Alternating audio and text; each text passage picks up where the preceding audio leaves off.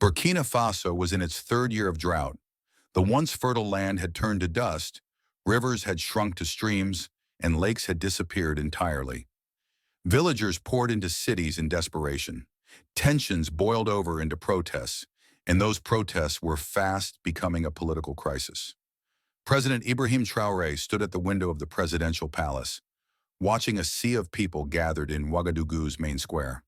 They held empty containers above their heads, chanting the same desperate phrase, "We want water." Behind him, Defense Minister Urago spoke grimly. "Mr. President, 5 cities in the north have been completely abandoned. Refugees are either pouring into the capital or heading to the Malian border." "And Mali?" asked Traoré without turning. "They're better off. The Niger River gives them water, but they've sealed their borders. No refugees allowed." "And the French?" Urago exhaled sharply. "Aqua Global has raised prices again. A liter of water now costs more than gasoline, and they're only selling in euros or dollars." "They're not selling water," Traoré said coldly. "They're selling sovereignty, one drop at a time." Communication Minister Sawadogo entered, his expression tight. "Mr. President, international media is swarming us. CNN, BBC, France 24. They're calling this a government failure. The opposition is broadcasting through foreign channels." Intelligence Chief Sankara added, "Former Foreign Minister Kabore just held a press conference in Paris. He called for international intervention." Traoré turned to the map on his desk. The rivers and lakes that once marked the landscape were now nothing but fading lines. "They want us desperate," he said. "They want us to take IMF loans just to buy our own water. Sudan, Egypt, Libya. Now us. This isn't coincidence. It's strategy."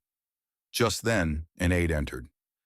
"Mr. President, Dr. Zeta is here. He mentioned something called the Blue Belt." Silence fell. Only a few in the room even knew the project existed. "Let him in," said Traoré.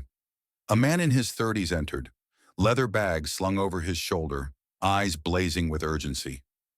"Mr. President, 2 years ago I presented you with an idea you thought impossible, but we have results now."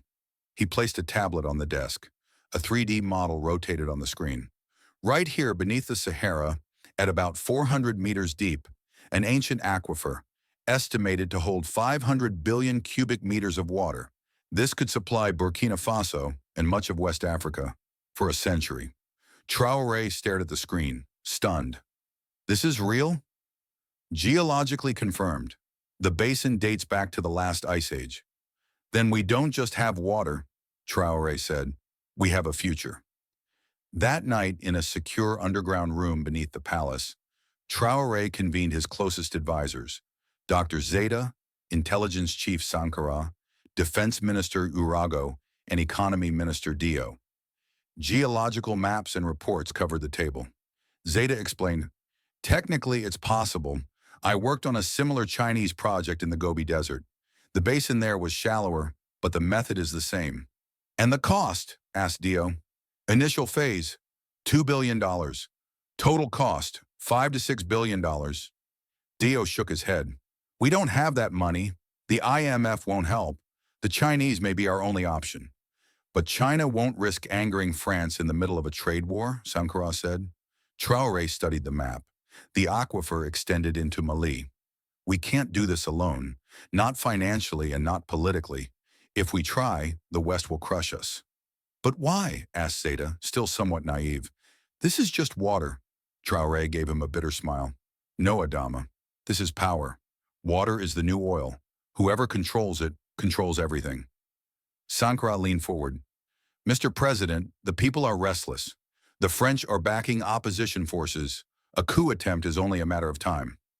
"Then we move quickly," said Traoré. "We begin the Blue Belt, but we build it together with Mali, Niger, Chad, Senegal. They all suffer from water scarcity. They all want out from under the West thumb." A regional revolution was born that night. Harris at the French Foreign Ministry, Africa Desk Chief Philippe Dubois, scanned intelligence reports. Last night, the Burkina president met in the palace's underground room. Signal was jammed, but we identified attendees, including Dr. Adama Zeta. "Geologist?" his assistant asked. "Yes, trained in Shanghai. worked on China's water projects. He's the key. If Traoré is going after that aquifer, everything changes. The foreign minister, intelligence heads, and Aqua Global executives gathered for an emergency meeting. If this project succeeds, Dubois warned, Aqua Global collapses in West Africa. Our uranium deals in Mali and Niger are at risk. We should accelerate Operation Water Coup, said the DGSE director. But openly intervening is risky, said the foreign minister. China and Russia will call it colonialism. We'll use proxies, Dubois said, cabaret, social media agitation. Aqua Global can reduce supply, create panic. Meanwhile, neutralize Dr. Zeta. Buy him or silence him. The coup clock started ticking. 2 weeks later, at a secret base 300 kilometers from the capital, Traoré stood before engineers and officials from 5 nations. A map of the underground basin loomed behind him. This water belongs to all of us, he said, and so must the solution. The Malian delegate raised a concern. We're already in debt. Where will the money come from? We're spending $10 billion a year importing water, said Traoré. In 5 years, Blue Belt pays for itself. They planned joint research, sought financing from BRICS nations and the African Development Bank, and formed a working group. But just as the meeting ended, Sankara rushed in. Protests in Ouagadougou have turned violent, and Dr. Zeta's home was attacked. My family, Zeta began. They're safe, Sankara assured him, but the house is gone. Classic destabilization, Traoré said. End the meeting. Everyone leaves via secure routes. Zeta, go to our Mali border base. You're too important. That night, the city burned. Coup forces advanced. Traoré made a bold decision. I will address the nation. Live. Too dangerous, warned Sankara. If we don't speak the truth now, we may never get the chance. The broadcast in military uniform, Traoré appeared on national TV. My fellow citizens, foreign-backed traders are trying to take your water, our future. We have discovered a vast underground basin that can solve our water crisis. This is why we are under attack. This is why there is a coup. But I promise you, we will not surrender. Our project, the Blue Belt, is a promise of independence for Burkina Faso and all West Africa. The speech went viral. #, Blue Belt trended worldwide. Soldiers began to lay down their arms. Citizens flooded the streets in support. By dawn, the coup collapsed. General Bamoro and the ringleaders were arrested. Year 1, hope begins to flow. Drilling began on the edge of the Sahara. Flags of 5 nations waved beside the machinery. This is not just a drill, said Traoré. This is a declaration of freedom. Within months, water reached the surface. Clean, abundant, untouched for 10,000 years. The first settlements received water. Lines for water shortened. Hope returned. Year 2 to 3, the alliance rises. 5 countries formed the Sahara Water Alliance. Together, they built pipelines, shared engineers, and secured financing. The African Development Bank pledged $3 billion. BRICS nations added $1 billion. Even hesitant European countries began quietly offering support. Meanwhile, sabotage efforts continued. France delayed key parts. Disinformation spread. Coups in Mali and Nigeria were suspected of foreign ties, but the Blue Belt advanced. Year 5, a new era. A city rose around the pumping stations, schools, hospitals, markets. Solar power ran 80% of the operation. Filters developed with nanotech reduced energy by 30%.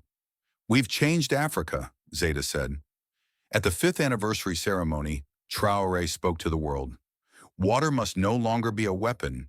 It must be a shared human right. The Blue Belt is proof that Africa can and will stand on its own. A journalist asked about relations with France. We speak now as equals, said Traoré. The days of control are over. He and Zeta stood atop the station, gazing at the desert. 5 years ago, there was only sand, said Traoré. Zeta nodded. Now there is life.